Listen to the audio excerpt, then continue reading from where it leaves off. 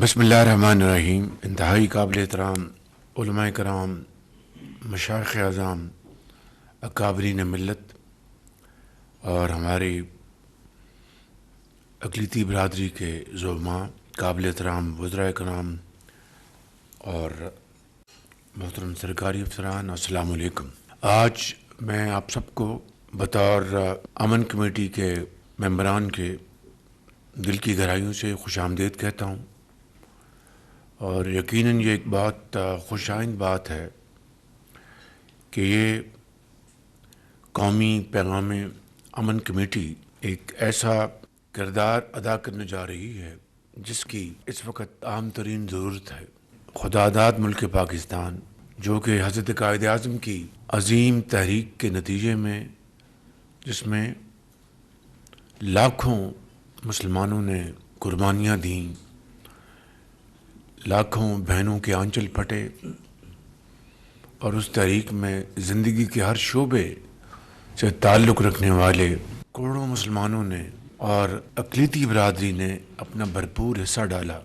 اور اس میں یقیناً علماء کرام کا بہت کردار تھا۔ تب جا کر یہ خداداد ملک پاکستان مارز وجود میں آیا۔ مقصد یہ تھا کہ ایک ایسا خطہ جہاں پر اسلام کا بول بالا ہو، جہاں پر تمام مذاہب کو اپنے اپنے طریقوں سے عبادت کا تہوار منانے کا پورا حق ہو،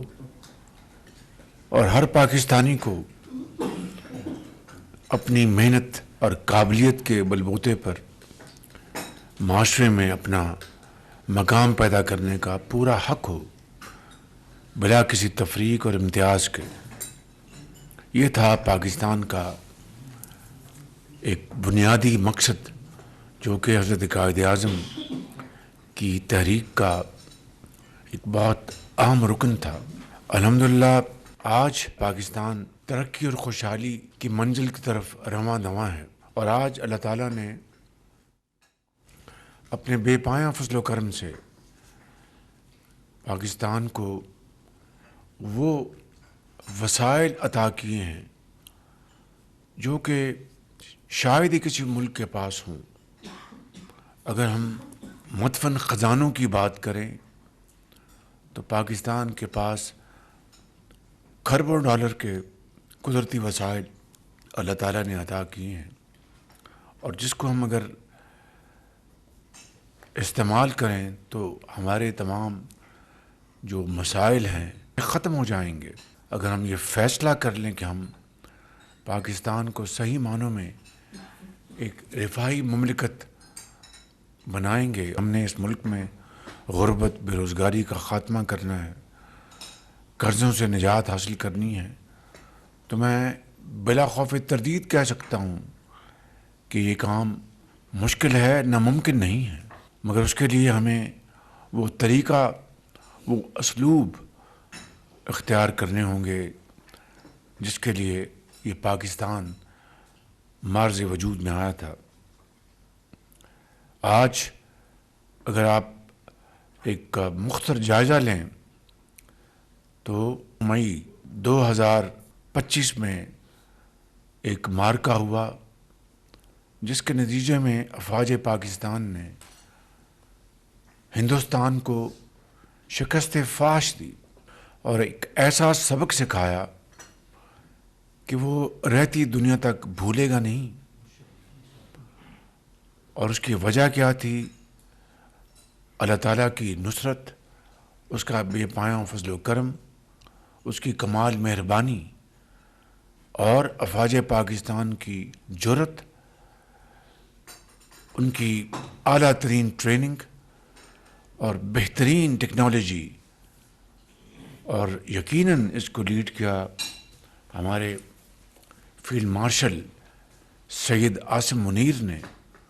اور 24 کروڑ عوام کی دعاؤں سے اللہ تعالیٰ نے ہمیں ایک عظیم فتح سے نوازا، جس کا ہم جتنا بھی شکر ادا کریں کم ہے۔ اور اب ہم ترقی اور خوشحالی کی منزل کی طرف تیزی سے آگے بڑھ رہے ہیں، مگر آج جو سب سے بڑا چیلنج وہ دہشت گردی ہے، اور اس میں کوئی دو رائے نہیں کہ ہمارے پاکستان میں جو مختلف مکاتب فکر ہیں ان کو پورا حق ہے کہ وہ نبی کریم صلی اللہ علیہ وسلم کے اسوہ حسنہ ہیں، قرآن کریم کے جو احکامات ہیں ان کی ترویج کریں. اقلیتیں جو ہیں وہ پاکستان میں، پاکستان کی ترقی میں، تعلیم، علاج اور دفاع کے حوالے سے ان کا ایک بڑا کردار ہے. آپ سیسل چودھری کو لے لیں، آپ جسٹس کارلینس کو لے لیں، سپریم کورٹ کے جج تھے رانا بھگوان داس، ان کی بڑی کنٹریبیوشن ہے اور انہوں نے ہمیشہ پاکستان کی ترقی اور خوشحالی میں اپنا حصہ ڈالا ہے. تو میں سمجھتا ہوں کہ ایک ایسا ملک جو مارز وجود میں آیا ان بنیادوں پر کہ پیار، محبت اور یکجہتی اور انصاف کا بول بالا ہوگا، وہاں پر آج جس طرح دہشت گردی نے یہاں پر بے گناہ 1,00,000 پاکستانی دہشت گردی کی اس جنگ میں شہید ہو چکے ہیں، جس میں عام شہری ہے، مائیں ہیں، بہنیں ہیں، نوجوان ہیں، بچے ہیں، ڈاکٹرز ہیں، انجینئرز ہیں، تاجر ہیں، اور چاروں صوبوں کے جو باسی ہیں انہوں نے اپنے خون سے پاکستان کی آبیاری کی ہے. افواج پاکستان کے ہزاروں افسر اور جوان وہ شہید ہوئے، پولیس کے، رینجرز کے، اور میں سمجھتا ہوں کہ یہ ایسی قربانی ہے جس کی تاریخ میں اس کی دوسری مثال نہیں ملتی. دنیا کو پاکستان کا شکر گزار ہونا چاہیے کہ انہوں نے اتنی عظیم قربانیاں ہم نے دے کر نہ صرف دہشت گردوں کا خاتمہ کیا بلکہ ان کو دوسرے ممالک کو اس سے بچایا. مگر آج یہ دوبارہ ناسور جو اس نے سر اٹھایا ہے، خوارج ہیں، ٹی ٹی پی اور ٹی ٹی اے کا جو گٹھ جوڑ ہے، زبانی آپ کے منہ پہ کہیں ہمارا اس سے کوئی تعلق نہیں، لیکن ہمارے پاس ٹھوس ثبوت ہیں، ہر طرح کے وسائل ان کو ہمارے جو دشمن ہیں ان کے ذریعے وہ وسائل پہنچ رہے ہیں. انشاءاللہ جس طرح ہم نے 2018 میں دہشت گردی کا مکمل طور پر خاتمہ کر دیا تھا، مجھے یقین کامل ہے اللہ تعالیٰ کے فضل و کرم سے کہ اس مرتبہ بھی دہشت گردی کا سر کچلا جائے گا اور ہمیشہ کے لیے پاکستان کی سرحدوں سے ان کو انشاءاللہ اٹھا کر بحر ہند میں ڈبو دیا جائے گا. مگر ملک کے اندر جو قومی یکجہتی اور اتحاد کی جتنی آج ضرورت ہے، پہلے اس سے کبھی اس کی ضرورت نہیں تھی. جس طرح آج اس میز کے دائیں جانب اور بائیں جانب جید علماء تشریف فرما ہیں اور ہر مکتبہ فکر سے آپ کا تعلق ہے، یہ بہت اچھی بات ہے. لیکن معاملہ اس وقت اتنا پیچیدہ ہے کہ آپ کو اس سے بڑھ کر معاملات کو مل بیٹھ کر طے کرنے کی ضرورت ہے. علامہ طاہر اشرف صاحب کی سربراہی میں جو امن کمیٹی بنی ہے، اللہ تعالیٰ اس کو کامیابی عطا فرمائے، آپ سب کو ہمت دے اور جو اسلام کی اعلیٰ و رفع جو پیغام چاروں سو آپ پہنچائیں. ہمیں ان تمام چیزوں کو تدبر، فہم و فراست، بردباری اور حوصلے کے ساتھ ان چیزوں کو ہمیں آگے لے کر چلنا ہے. اللہ تعالیٰ ہم سب کا